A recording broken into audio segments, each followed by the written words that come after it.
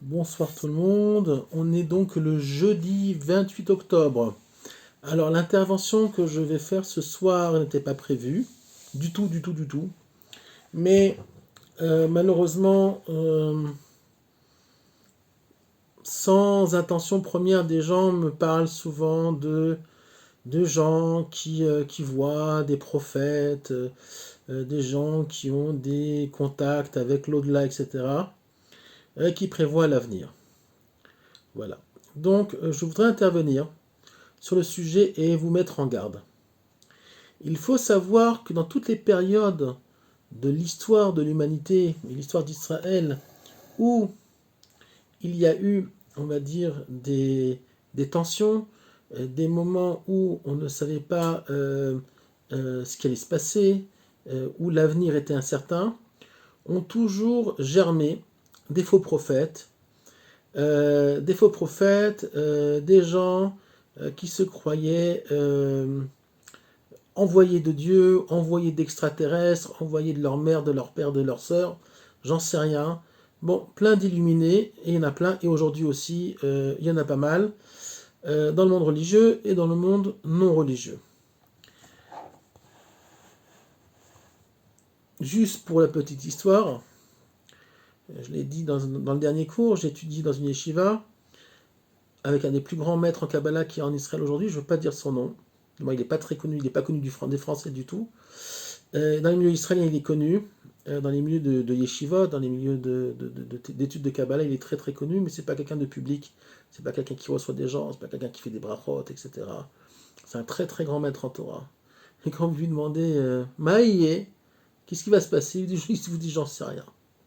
Et on parle d'un très grand maître d'Israël, très grand enseignant du Etzraïm, qui est un des livres de Kabbalah les plus compliqués qui soient, le livre du Ari Akadosh, de Rav Chaim Vital, mais c'est la Torah du Ari Akadosh. Donc quand un très très grand maître d'Israël vous dit, écoute, je sais pas, ça dépend de la tchouva, ça dépend de beaucoup de choses, ça peut changer à chaque moment. Chaque jour, chaque minute qui passe, on est dans un nouveau monde. Donc si un grand maître d'Israël actuellement vous dit je sais pas, et qu'il a l'humilité de le dire, c'est sûrement pas des crèves, excusez-moi de être très très violent dans ce que je veux dire ce soir, des crèves de la dalle, des prophètes, des faux prophètes qui vont nous dire ce qui se passe. Mais je vais quand même expliquer d'où ça vient et pourquoi ça vient. Juste en passant, on va lire petit passage qui vient de Avi Anachal.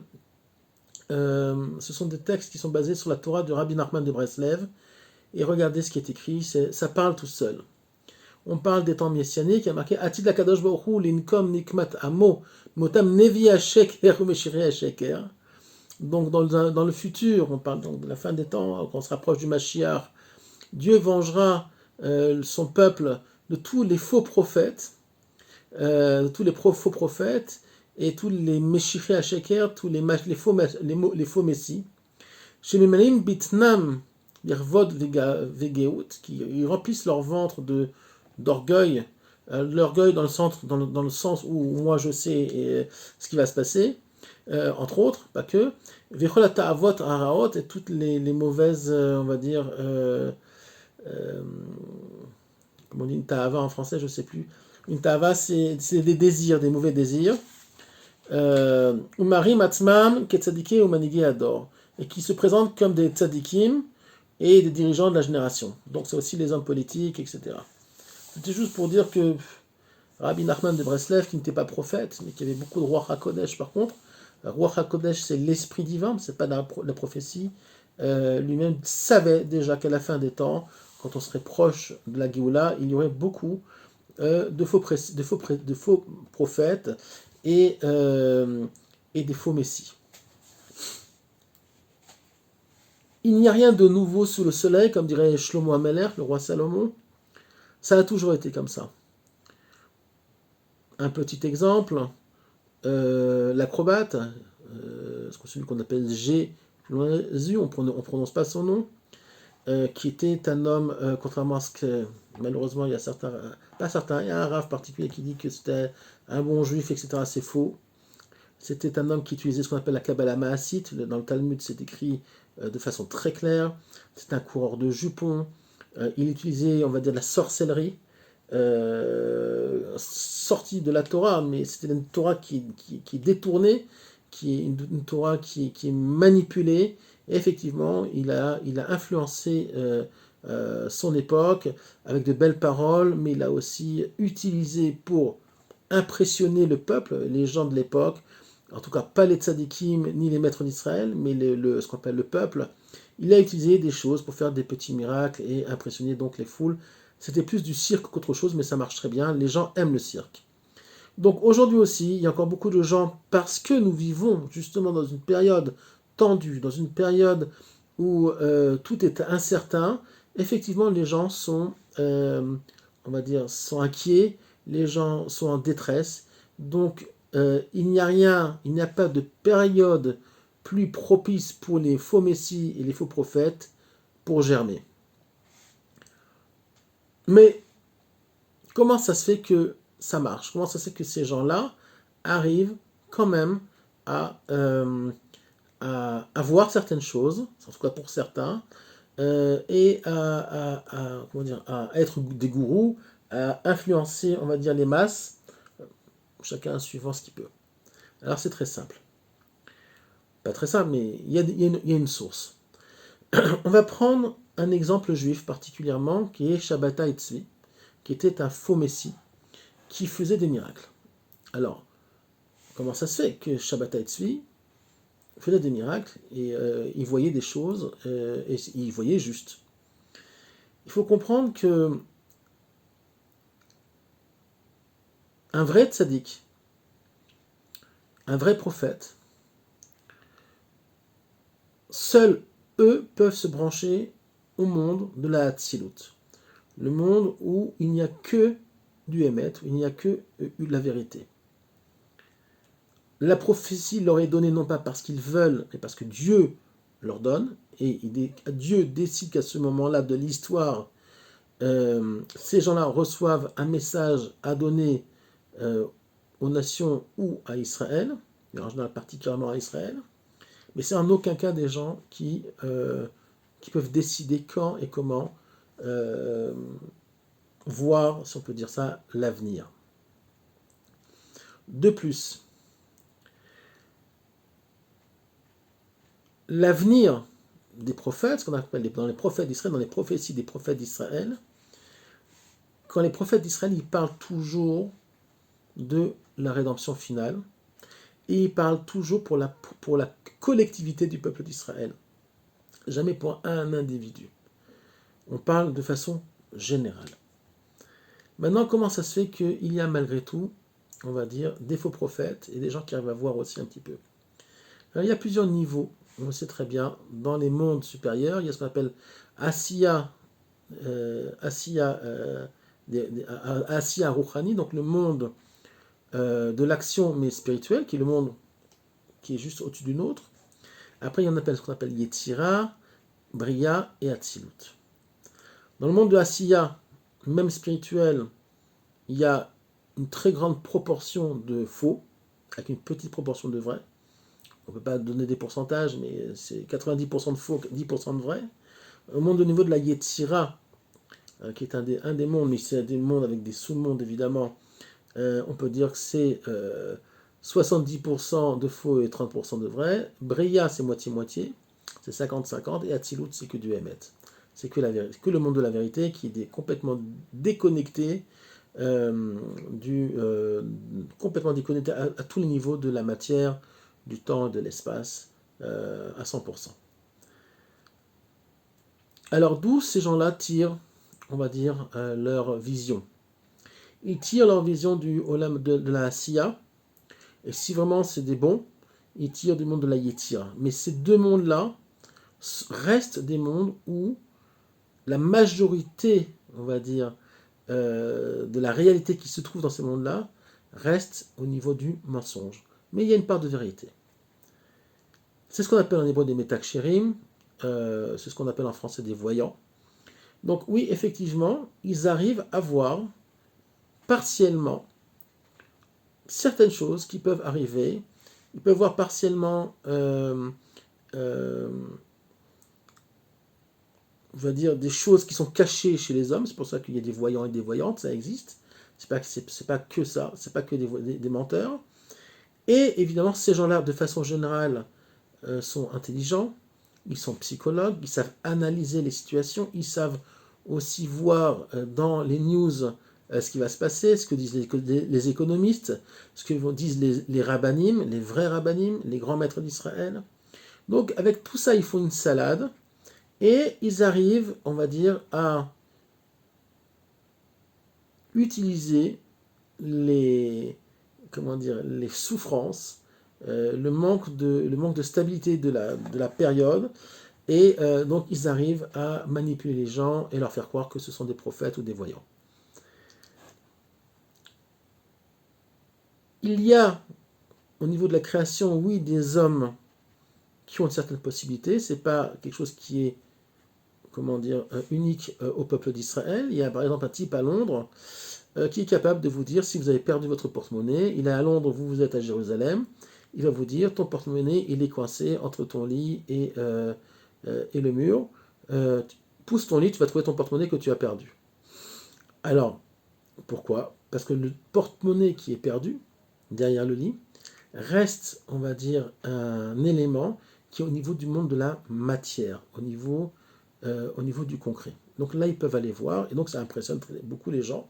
Ils disent waouh, oui, ça existe, il y a des gens qui peuvent voir ça, et des gens qui ont ces capacités-là. On dit que Pharaon avait ces capacités-là. Pharaon était un sorcier.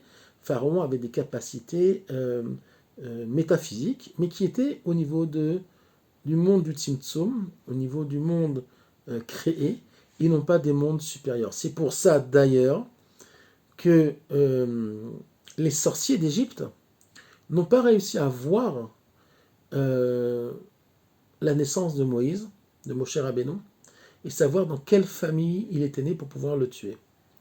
Parce qu'ils cherchaient, ils savaient que, ils avaient vu que un libérateur devait naître dans l'âme Israël, mais comme Moshe, lui, était l'envoyé d'Hachem, était l'outil par lequel Hachem allait faire sortir le peuple juif d'Égypte, Moshe était lié à des dimensions qui n'étaient pas terriennes, qui étaient des dimensions extrêmement élevées. Donc là, ils ne peuvent pas aller voir, ils ne peuvent pas trouver.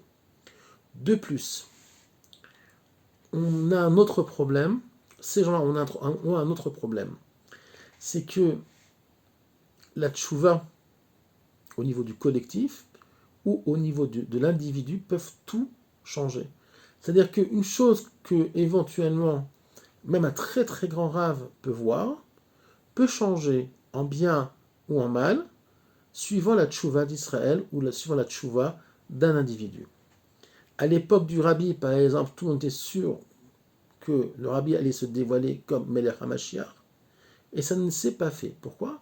Parce qu'apparemment, oui, le rabbi apparemment était le Mashiach, c'est très possible, il avait tout, on va dire, tout ce qu'il faut pour, mais Dieu en a décidé autrement. Pourquoi? Parce qu'on n'était tout simplement pas méritant de recevoir le rabbi comme libérateur d'Israël. Donc on voit bien que d'une façon ou d'une autre, dans notre génération, il n'y a plus de prophétie.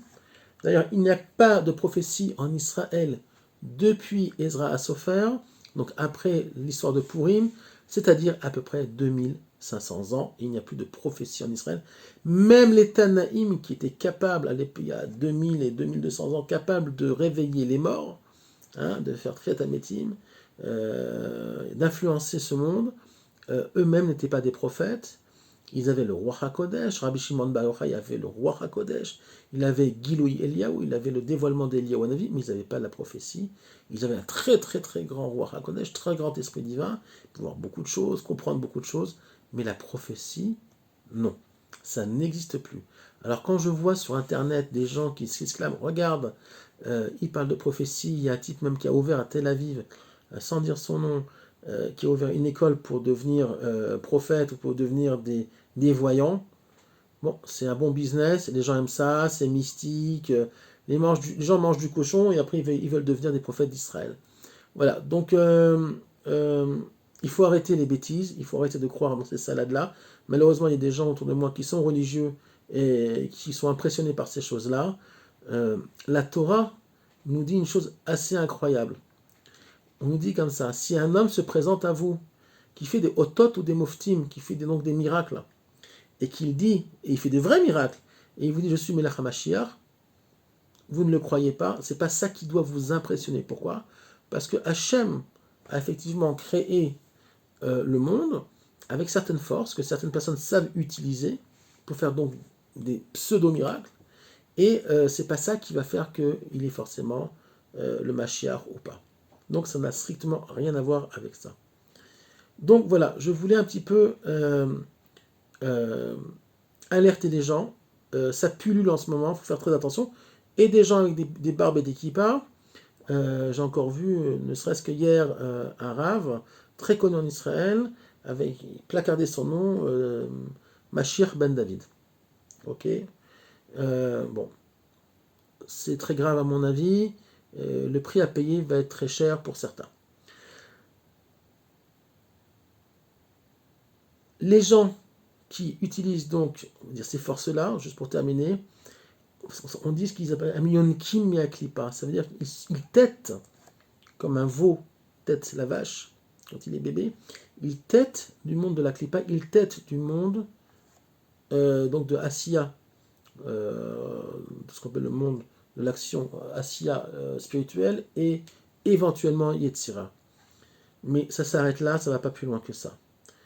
Shabbatai Tzvi, que j'ai nommé un petit peu il y a 10 minutes, lui était connu, c'était un très grand ami Racham, c'était aussi un kabbaliste, mais qui a tourné, qui a mal tourné, c'est devenu un kabbaliste voyou, et il y en a, et qui a compris certaines techniques spirituelles pour faire des miracles, parce qu'il y a des techniques spirituelles, c'est ce qu'on appelle un Torah de la Kabbalah Ma'asid, ça s'apprend. On utilise des noms divins pour mettre en action des anges, les anges ne peuvent qu'obéir, puisque ce sont des techniques pour les mettre en route, si on peut dire, pour qu'ils obéissent à ce qu'on leur demande.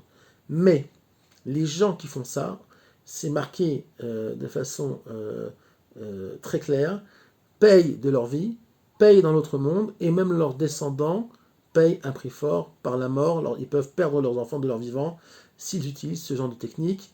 En général, ils utilisent ce genre de technique pour impressionner les foules. Je vais vous donner une histoire, vous allez croire ou pas croire, c'est impressionnant. Une histoire qui a eu à Jérusalem il y a quelques années.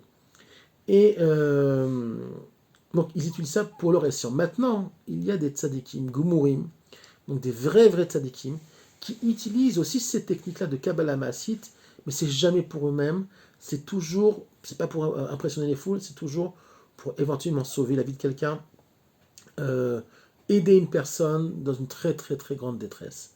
Ça peut arriver, mais il faut être pour ça d'un niveau du Rabbi Lubavitch ou du Rav Mordechai Eliyahu ou des très grands d'Israël qui savent exactement comment faire et quelles sont les intentions, les kavanotes pour ne pas tomber justement dans les choses qui ne sont pas justes.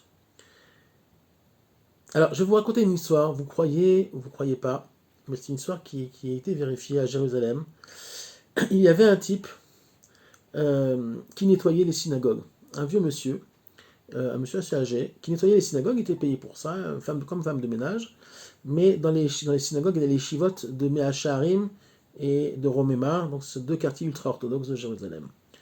C'est un type qui étudiait à la yeshiva, c'est un type très religieux, qui étudiait aussi apparemment la Kabbalah Maasit, vous allez comprendre pourquoi, mais son métier, il n'avait pas fait d'études, il n'était pas rave, il avait beaucoup de connaissances quand même, donc il nettoyait le soir les synagogues, il était bien payé pour ça, et les yeshivot. Mais beaucoup de rabbanim ont commencé à douter de lui, à avoir des suspicions par rapport à son travail. Pourquoi? Parce qu'ils se sont aperçus que seul, il faisait le travail de 10 personnes et il le faisait à une vitesse assez incroyable. Au début, il leur disait, ok, je prends, je sais pas, des 300 shekels pour nettoyer la yeshiva, un travail qui aurait dû durer 5 heures, et lui, il le finissait en 1 heure. Bon, Au début, il y en a qui n'ont pas réalisé, qui n'ont pas réfléchi. Et puis tout doucement, des bruits ont couru. Ils ont dit le type il est pas clair, il y a un truc qui va pas. Il arrivait à faire 3 à 4 comme ça, yeshivot. Dans la même soirée, il rentrait à la maison avec pas mal d'argent. Et il faisait nettoyer dans des, dans des, comment dire, dans des, à une vitesse incroyable. Finalement, alors je ne sais pas par quels moyens ils ont réussi, ils l'ont espionné. Ils l'ont espionné, et en fait, ce type-là apparemment connaissait des techniques de ce qu'on appelle de nom d'ange, de ce qu'on appelle la Kabbalah Maasite, et il les a utilisées pour son escient, pour gagner de l'argent. Et c'est très grave pour lui, parce qu'il payera dans notre monde un prix très fort, parce qu'on n'a pas le droit de faire ça. Les anges se vengeront du fait qu'il les a utilisés. En fait, lui, il faisait rien. C'est les anges qui nettoyaient pour lui, si on peut dire comme ça. Les anges, c'est quoi? Ce sont des forces. Ok, c'est pas forcément, c'est pas des types avec des grandes ailes. Ce sont des forces. On peut appeler ça surnaturelles si on veut, mais elles font partie de la création du monde. Et ces forces-là faisaient le travail pour lui.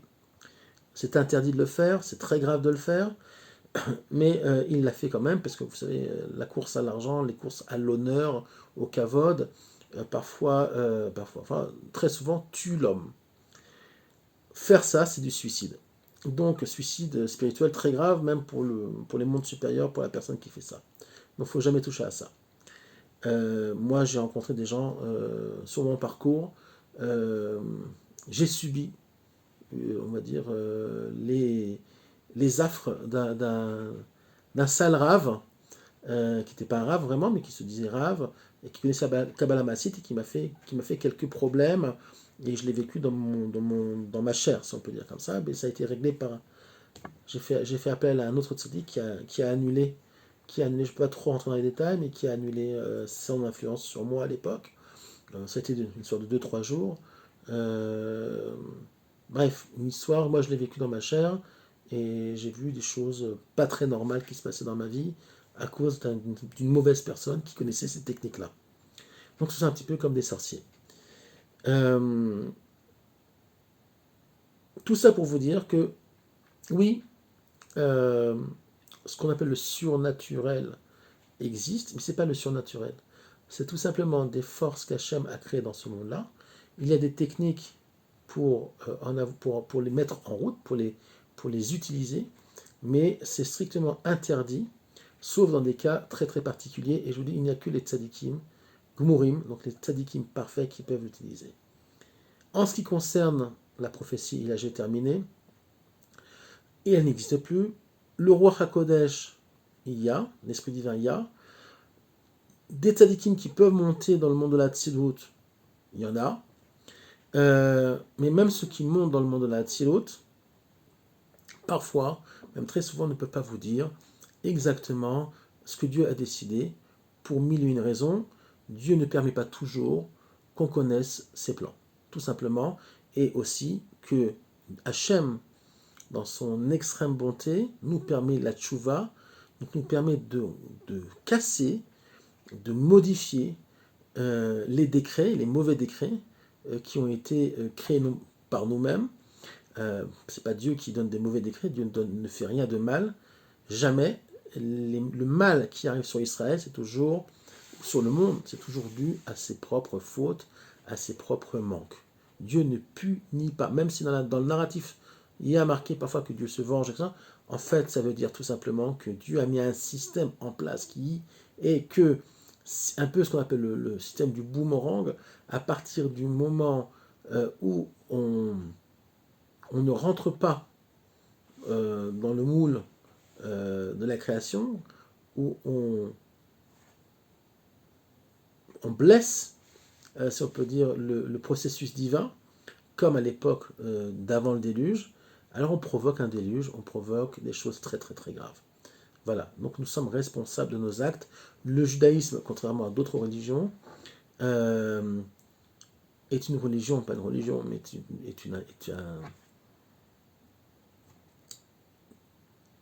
c'est l'ADN du monde, et la Torah nous dit que nous sommes des êtres responsables à 99%. Il y a un petit pourcent où effectivement il y a des choses qui ne sont pas dans nos mains.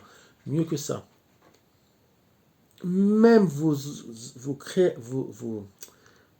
Gilgulim, vos réincarnations précédentes influent sur votre vie. Mais vos réincarnations précédentes, c'est vous. Donc même s'il y a une influence sur une réincarnation précédente, ça reste votre responsabilité. La réincarnation précédente fait partie de vous-même, fait partie de votre chemin vers l'Olam Haba et vers le monde de Shabbat et même après le reste. Donc nous sommes des gens responsables. J'ai fini pour ce soir. Juste, c'était pour vous prévenir, parce que ça fait déjà trop de fois que j'ai entendu dans la même soirée, la même semaine, je suis fatigué. Dans la même semaine, des gens qui m'ont dit, oui, regarde celui-là, Tel Aviv, il est prophète, ou alors il a le roi HaKodesh, le type il mange pas kasher, il fait pas Shabbat, il a aucune gdusha. Euh, les grands d'Israël, ils savent pas, alors lui, il va savoir, non, il faut arrêter les bêtises. D'accord. Il faut arrêter, il faut être sérieux. Euh, pour être prophète, il faut être un juif dans la Torah, parfait, je dis bien parfait, il ne faut avoir aucune saleté, aucune klipa. Il faut aller au mikvé, il faut tous les jours, il faut être un Talmid Racham, faut être versé dans toutes les dimensions de la Torah, du sens simple jusqu'à la Kabbalah. Euh, on n'approche pas Dieu avec des abyssales, on ne rentre pas dans les mondes supérieurs avec un Chilul Shabbat par exemple, ou quelqu'un qui ne mange pas kasher. Ça n'existe pas. Ça n'existe pas. Il y a des raisons spirituelles pour ça, donc euh, il faut être très très très très propre pour pouvoir ne serait-ce que effleurer le divin. Voilà. Donc, je parle au niveau de la prophétie et du Ruach HaKodesh, évidemment. Euh, donc voilà, soyez prudents, ne croyez pas tout ce qu'on vous raconte. Il y a beaucoup d'arnaqueurs, beaucoup de gens très intelligents qui dans le mal, qui profitent, qui font des écoles de prophétie, des écoles de machin, truc chouette. Voilà, c'est des clowneries, c'est rien du tout. Torah ou mitzvot, c'est ce qui permet aux gens d'être, comment dire, dans le Hémet. Et après, Dieu fait ce qu'il veut de nous et de ce monde. Personne ne sait rien. Surtout pas dans cette période-là, qui est extrêmement, on va dire, sombre, Makata Rocher Mamash, on est vraiment dans la plaie des ténèbres, euh, où on ne sait pas exactement où on va aller, ce qui va se passer. Moi j'ai parlé à beaucoup de tzadikim qui m'ont dit, on sait qu'il y a une possibilité que, mais rien n'est sûr. Voilà. Donc je vous souhaite une bonne soirée, et ne tombez pas ni dans l'hystérie, et même dans des doutes par rapport à certains faux prophètes qu'il y a en Israël, et évidemment même dans les peuples du monde, mais chez nous, on est les champions du monde pour avoir des faux prophètes, parce que dans chaque juif, il y a beaucoup d'infini, mais parfois cet infini-là le tue au lieu de le faire vivre. Voilà, je vous souhaite une bonne soirée.